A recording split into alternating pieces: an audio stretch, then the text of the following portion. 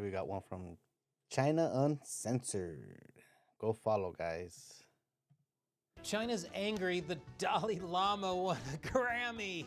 Taiwan's having some serious issues over its defense budget, and yet another Chinese biolab has been discovered in the US. And more on this week's China News Headlines. Welcome to China Uncensored. I'm Chris Chappell. This episode is sponsored by Incogni. You probably know that companies are collecting your personal data, but you may not realize just how many. Dozens, maybe hundreds, most of which you've never heard of, and you have no idea what they're doing with it. Incogni helps stop them. I'll explain more at the end. Let's begin the week with something light. Mass executions. Now that's one you don't hear me say every day. China's executed 11 members of a Myanmar scam mafia. You may remember me talking about the Myanmar scam centers before. Or you may not, that was like last year, and with everything that's been going on in the last month, who can remember last week, let alone last year? In short, Myanmar is one of several Southeast Asian countries that are home to sprawling scam center complexes. They're basically prisons. They're generally run by Chinese criminals and put out fake employment ads to lure in workers, also mostly Chinese, who are then not allowed to leave. Beatings and torture are commonplace, and needless to say, the working conditions aren't exactly ideal. The workers are forced to do online scams that target people around the world, but again, mostly Chinese people, and it brings in billions of dollars. The Chinese Communist Party does not like them, probably mostly because beatings, torture, and forced labor are their jobs. The Ming family was one of several clans that controlled the town of Laokang and turned it from a backwater into a bustling urban sprawl of casino fronts, scam centers, and red light districts. Because even abroad, casinos are always started and run by the mob. But back in 2023, an ethnic militia in the country's civil war took the town, with covert support from the CCP, of course. They captured the family and handed them over to Chinese authorities, where they were finally put on trial back in September and received a variety of sentences, including execution. These are the first scam center bosses to be executed by China, but they probably won't be the last. And that, as they say, is that. But the CCP has bigger matters to worry about than a few scam centers in Southeast Asia that kidnap Chinese citizens, because the Dalai Lama won a Grammy this year, and China is not happy. You know, I'm shocked that anyone's actually watching the Grammys, let alone China. The Dalai Lama got the award in the audiobook category for Meditations, the Reflections of His Holiness the Dalai Lama. Though I'm not sure if the people deciding who wins listened to it, since if they had, they may have thought twice about giving the guy warning against ego and material possessions a giant gold award. China's foreign ministry spokesman said, "We firmly oppose relevant parties using art awards as a tool for anti-China political manipulation. And this position is consistent and clear." You know, I don't know what's worse, being upset about an award for an audiobook on meditations, for crying out loud, or saying that the Grammys are a relevant party. But the CCP isn't done being upset. That's actually an evergreen statement, but I'll elaborate. They're warning Australia against taking back control of a major port in Darwin. Back in 2015, Australia reached a 99-year lease agreement with Landbridge Group, owned by Chinese billionaire Ye Cheng, for $350 million. The hope was that this would revitalize the port, but Prime Minister Anthony Albanese recently campaigned on returning the port to Australian control over national security concerns. But several government commissions have found that there aren't any grounds to alter the deal, including a commission he put forward. China's ambassador to Australia criticized the Australian government's moves as unethical and no way to do business, and said that China would take measures to defend its interests. Hopefully, Australia calls their bluffs, and if China complains, Australia can just say, "This is what happens for trusting an island full of criminals, mate." FBI and SWAT have raided a Las Vegas home and uncovered a suspected illegal biological lab with ties to China. The home contained several refrigerators and vials of unknown liquids, and an LLC tied to the home's country records matches the name of a company that is part of an ongoing federal case in California involving a biological laboratory there, which was run by a Chinese citizen. Fancy that. In California, a lot of the vials they found were labeled with the names of various infectious diseases, but in this case, the vials appear to be unlabeled, or at least the police haven't mentioned any labels. Perhaps the people running the biolab learned their lesson. Thousands of samples have been sent off for testing, and the house is still being cleaned out by hazmat officers. But that's not the crazy part. And yes, they found an illegal biolab with possible ties to China in Las Vegas, and that isn't the craziest part.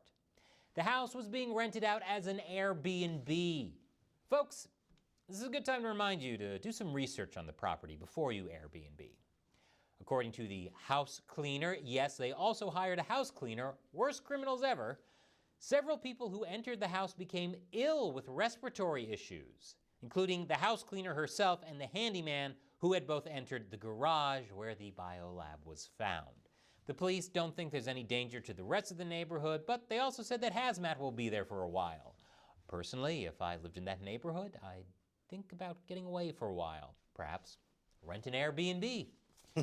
But secret illegal biolabs are so boring. Let's move on to something more interesting. Trade deals. India might have gained an upper hand over China with the new U.S. trade deal. President Trump and Indian Prime Minister Narendra Modi both spoke warmly about their friendship and cooperation, with Trump saying in yet another lengthy Truth Social post that Modi agreed to stop buying Russian oil and will instead buy more from the U.S. and maybe even Venezuela. Yes, India agreed to stop buying Russian oil. I wonder if they're still able to see the EU all the way up there on their moral high ground. Trump also said that India agreed to invest $500 billion into the U.S. and lowered tariffs on U.S. goods, while its own tariffs were lowered to 18%, much lower than the 34% tariffs on Chinese goods flowing into America. When you combine this with the EU and India defense partnership and trade deals signed last month, it's easy to see why India will be getting richer and stronger, and probably less reliant on China. The CCP probably should be worried. Yet another evergreen statement. All right, enough about trade deals. Let's go back to talking about police actions. Spanish police have arrested a Chinese hair salon owner accused of financing Hamas. There's so many moving parts to that sentence, I feel like yelling bingo. Investigators traced around 31 cryptocurrency transactions from the suspect's virtual wallets to addresses believed to be linked to Hamas, totaling nearly $715,000, which is a crazy amount of money from a hair salon. All the money they made giving bangs is going to a group that wants to make things go bang. U.S. senators are condemning the opposition Kuomintang and Taiwan People's Parties, which controls the parliament in Taiwan, and have blocked an extra $40 billion in defense spending. The opposition parties both are claiming to support Taiwanese national security, but refuse to offer what they call a blank check to the government, because, they want to stop the hostile invasion of a bloodthirsty authoritarian regime, but no need to spend a lot of money on it. The KMT says it wants to de-escalate tensions with China before President Trump's visit this year. I'd love to hear their ideas for de-escalating tensions with China. What's their plan? Offer Taiwan to the CCP on a silver platter with all the trimmings like in a Bugs Bunny cartoon? The chairman of the U.S. Senate Armed Forces Committee said that he is disappointed and that the original proposal funded urgently needed weapons systems. Taiwan's parliament should reconsider, especially with rising Chinese threats. Meanwhile, Republican Alaska Senator Dan Sullivan wrote on social media, "Shortchanging Taiwan's defense to kowtow to the Chinese Communist Party is playing with fire." Though, I disagree. Because playing with fire insinuates there's a chance you won't get burned. This is more like sticking your face in a fire and yelling, "Smile." Taiwanese President William Lai, for his part, said that this could delay improvements for the military and could lead the international community to misunderstand Taiwan's determination to defend itself and to safeguard peace in the Indo-Pacific. I'm sure the CCP is just licking its chops at this and the mental image of Taiwan on a silver platter with all the trimmings like in a Bugs Bunny cartoon. Meanwhile, Finland's prime minister said on a visit to China that the country could help end the war in Ukraine. China's been saying that for years now, but I'm sure this time they really mean it.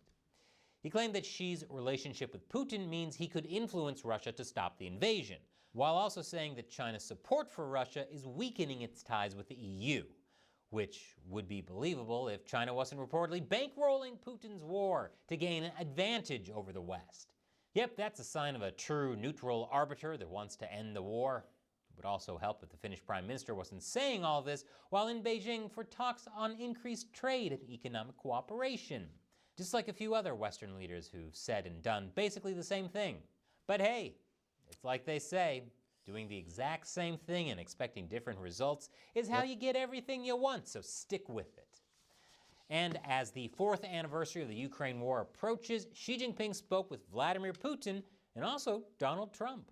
Xi told Putin that their countries should work on a grand plan for strengthening ties, and both leaders agreed that their relationship is important given the current world situation. And I hope that they also agreed to give Zelensky some fruit or flowers. That's a traditional gift you give on a 4th anniversary, after all. Trump and Xi also spoke about Ukraine, Iran, Taiwan, and other military and trade issues. Trump said the phone call was positive and that he has a great relationship with Xi, who said that he wants this year to be one of win-win cooperation between the CCP and Washington. And I'm sure that pairing will make as much sense as giving the guy warning against ego and material possessions a Grammy. Once again, I'm Chris Chappell. Thanks for watching China Uncensored.